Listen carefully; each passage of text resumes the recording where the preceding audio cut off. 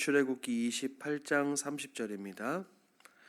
출애굽기 28장 30절을 함께 보도록 하겠습니다. 구약성경 125페이지에 기록이 되어 있습니다.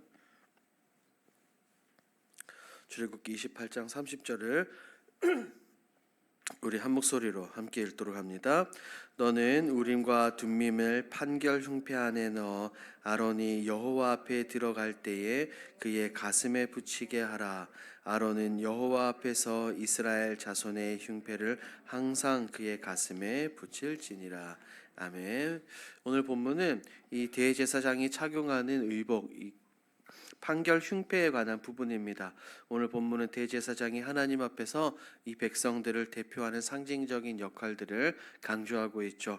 판결 흉패와 그 안에 있는 우림과 둠밈 그리고 보석들이 무엇을 뜻하는지 함께 살펴보도록 하겠습니다. 내용 관찰 1번입니다.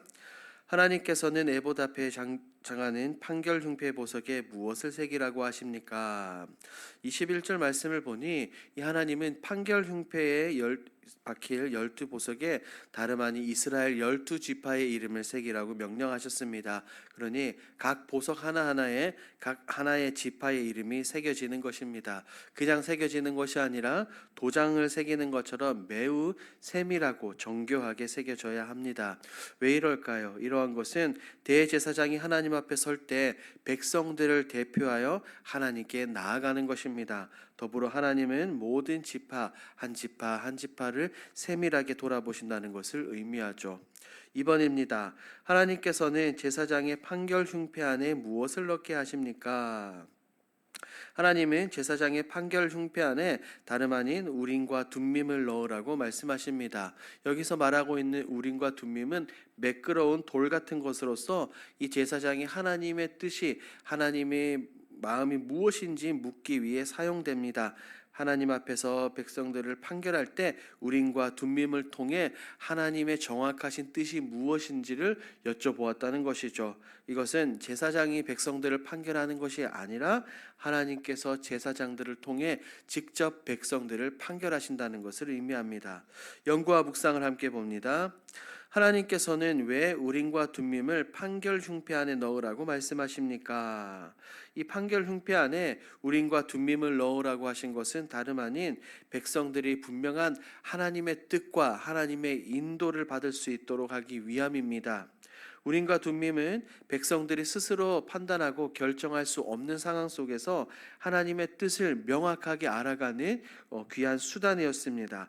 하나님이 이러한 중요한 상황에서 백성들을 아주 세밀하게, 백성들을 아주 정교하게 인도하시며 백성들에게 관심을 가지시고 그들의 삶에 개입하신다는 것을 의미하죠. 이런 부분을 본다면 하나님의 백성들의 삶의 모든 영역에서 필요와 어려움들을 아시고 그들을 직접 인도하시고 그들의 삶을 보호하신다는 것을 우리가 알 수 있어요. 또한 우림과 둠밈이 흉패에 포함된 것은 대제사장이 백성들의 대표로서 하나님께 나와 하나님과 소통하는 것을 책임지는 것입니다. 대제사장의 중재적 역할을 강화하며 하나님의 뜻이 제사장을 통해 백성들에게 전달되는 이 귀한 통로라는 것을 우리가 알 수 있습니다. 느낀 점을 봅니다. 내 삶의 최고 디자이너이신 하나님을 경외하자는 말씀에서 무엇을 느낍니까? 오늘 본문에서 참 많은 것들을 느끼고 생각해 보게 됩니다. 먼저는 하나님께서 나의 모든 순간과 사건을 정교하게 인도하시고 설계하신 분이라는 사실을 해봅니다. 마치 대제사장의 의복을 세밀하게 디자인하시고 우림과 둠밈을 통해 백성들을 인도하셨던 하나님은 우리의 인생을 구체적이고 굉장히 섬세한 계획 속에 두셨습니다. 이러한 사실들을 생각해 보니 내가 겪는 모든 순간순간들이 세상이 말하는 우연이 아니라 하나님의 섭리 아래, 하나님의 주권 아래 있다는 순간들이라는 것을 분명하게 깨닫게 되죠. 두 번째, 하나님을 향한 신뢰도 생각을 해봅니다. 이 본문에 나오는 하나님의 완전한 디자인을 생각해 보니 하나님을 더욱더 신뢰하고 의지하게 됩니다. 우리의 삶 가운데 이해할 수 없는 어려움이나 예상치 못하는 전환점들이 있을지라도 하나님께서 우리의 삶을 정확하고 완벽하게 이끌어 가신다라는 분명한 믿음과 신뢰가 생기게 되는 것이죠. 내 힘과 내 지혜로 내 인생을 만들어가고 이끌어가는 것이 아니라 나를 위해 가장 선한 길을 준비하신 하나님을 신뢰하며 나아갈 때 우리가 세상에 줄 수 없고 우리가 누릴 수 없는 진정한 샬롬을 누릴 수 있지 않을까 생각됩니다. 세 번째로는 경외심이죠. 내 삶의 최고 디자이너이신 하나님을 깨달을 때 하나님을 향한 깊은 경외심을 깨닫게 됩니다. 모든 것을 아시고 나보다 내 부모보다 나를 더 잘 아시는 하나님을 알아가게 되니 당연하게 하나님을 높이고 하나님을 찬양할 수밖에 없습니다. 하나님이 설계하신 내 인생의 목적과 방향을 기억하고 하나님의 뜻에 순종하며 살아가고자 하는 이런 마음들이 생기게 되는 겁니다. 적용을 봅니다. 삶에 어려운 문제가 생길 때 하나님의 뜻보다 내 생각대로 행했던 적은 언제입니까? 우리는 이런 경우들이 굉장히 많습니다. 성경을 통해서 그 훌륭한 사례를 찾아볼 수 있는데 바로 사울이에요. 사울은 블레셋과의 전쟁을 앞두고 있었습니다. 사무엘이 와서 제사를 드릴 때까지 기다려야 했지만 정한 시간에 도착하지 않자 기다리지 못하고 스스로 번제를 드려버리죠. 블레셋 군대의 압박과 이스라엘 군인들의 두려움을 보면서 하나님의 뜻보다 자신의 생각, 내 뜻을 우선시했던 사울입니다. 사울은 군대가 흩어지고 전세가 불리해지자 명령을 어기고 제사를 드렸습니다.